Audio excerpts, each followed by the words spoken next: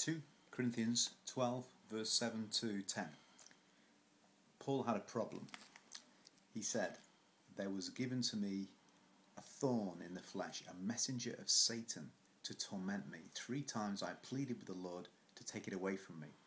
But he said to me, 'My grace is sufficient for you, for my power is made perfect in weakness.' Therefore," says Paul, "I will boast all the more gladly about my weaknesses, so that Christ's power may rest on me. That is why, for Christ's sake, I delight in weaknesses, in insults, in hardships, in persecutions, in difficulties. For when I am weak, then I am strong." Okay, so here's the problem. He calls it a thorn. Now, we don't actually know what that thorn was. One guy I was talking to said he had a wife, but I think that's probably unlikely. It's going to be some kind of illness. There's always the chance that he's speaking metaphorically. You don't know whether it's really metaphorical or actual. And there's another point here as well, which is actually more interesting. Here it is. It's when you pray, sometimes God says yes, but sometimes he says wait, and sometimes he says no. Now, no is a difficult answer to accept. You ask any 4-year-old.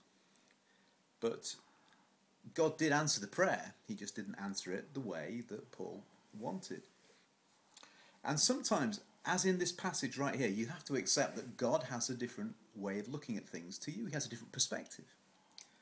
And he might be doing something that you don't understand. For example, when this same 4-year-old asked for a chainsaw for this Christmas, I didn't say no in order to spoil his fun, but because he couldn't handle it yet. Wait till he's 6, like other kids. But I'm making light of something that's serious. Imagine if it's a long-term illness. You know that God can answer yes, but it seems like he says no. So does that make him a bully or a sadist? Imagine being able to change a circumstance like that and not. That's tough, isn't it? And in this passage, it seems that that's what God is laying on Paul. He pushes it further. Look at verse 9. "My grace is sufficient, and my grace is enough for you. My grace is enough for you. And my power is made perfect in your weakness." And how can you boast, like Paul says, "I boast in my infirmities"? How can you boast about a wheelchair or boast about blindness? It seems stupidity. And how can we have joy if God seems to delay or deny the things that would give us joy? The very things, at least, that will be to our advantage. I've got this old commentary. It must be about 150 years old.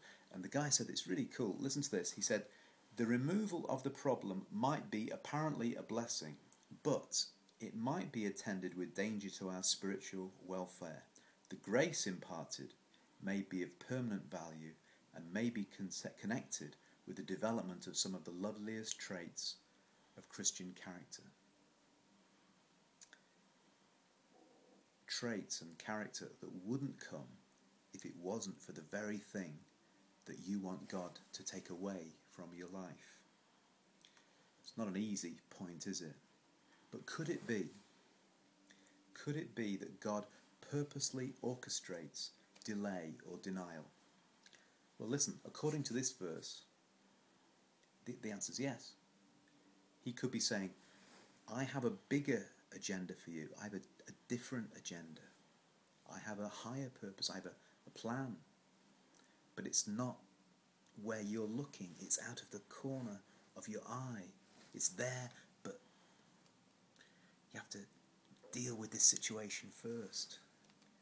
And this time of delay and frustration is actually tailor-made for you so that you can get to where God wants you to be. It could be specially designed for your long-term benefit. And we cry to God to change the circumstances, only to find that God is using the circumstances to change us. So what's Paul's answer? What's the answer that Paul gets from God? only this: my grace is sufficient for you. My strength is perfected in your weakness. When you finally take the iron grip off your own life and exhibit your own vulnerability, then, says God, then I am able to work. Could it be that God has a strategy for you that you cannot predict? Okay, God bless.